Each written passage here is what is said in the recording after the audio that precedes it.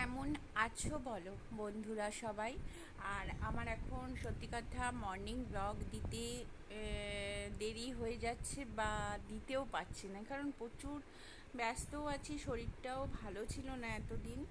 আর তোমরা সকলেই জানো যে আমার শরীরটা একটু খারাপ হয়েছিল। যাই হোক, এই দেখো খাটের ওপরে না মাদুরটা দিয়েছি, কারণ এই মাদুরটা আমি দীঘা থেকে কিনে এনেছিলাম, এবারে না আগে যখন গেছিলাম।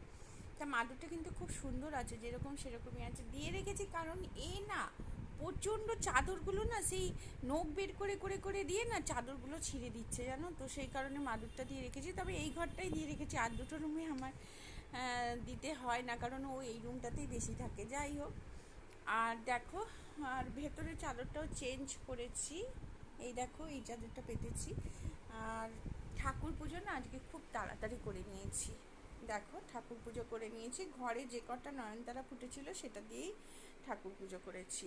ঘরটা পুরো পরিষ্কার করে নিয়েছি, একদম পরিষ্কার করে নিয়েছি। এখনও আমি কাজের লোক ঠিক করতে পারিনি, কারণ যে কাজ করবে সে আমার মানে এই আনাজ কাটা, রুটি করা, পরোটা করা এইসব করবে, তো ওই জন্য একটু দেখে শুনে লোক রাখতে হবে, বুঝেছো।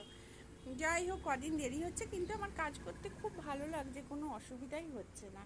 যাই হোক, আর এই দেখো, কাজ করলে তো মন ভালো থাকে। এত এত কাঁচা হয়েছে, যদিও আমি ওয়াশিং মেশিনে কাচি, কিন্তু মেলতে একটা পরিশ্রম লাগে, আলসেমি লাগে, আমার অন্তত লাগেই। যাই হোক, দেখো গাছে জল দিয়ে দিয়েছি। আজকেও ওয়েদারটা একটু একটু মেঘ করছে, আর একদম ঘুমাচ্ছে না, জানো, প্রচুর দুষ্টুমি করছে। আর কালকে দেখো পর্দাগুলো আমি চেঞ্জ করেছি, কালকে ওই জন্য আমি ব্লগটা দিতে পারিনি, প্রচুর ব্যস্ত ছিলাম আমি, ঘর টর সব গুছিয়েছি।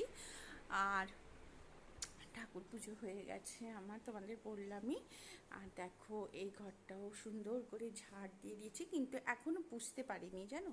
চলে এলাম রান্নাঘরে। আজকে যেহেতু শনিবার, আমার হাজব্যান্ড বাড়ি আছে, আর ও গেছে বাজার। কিন্তু সকালে উঠে যেটা করি আমি, দেখো, ভাত করে নিয়েছি, মানে বাচ্চাগুলোর নিচের। আর এই দেখো, আমি আজকে করছি মাছের মাথা দিয়ে মুগের ডাল।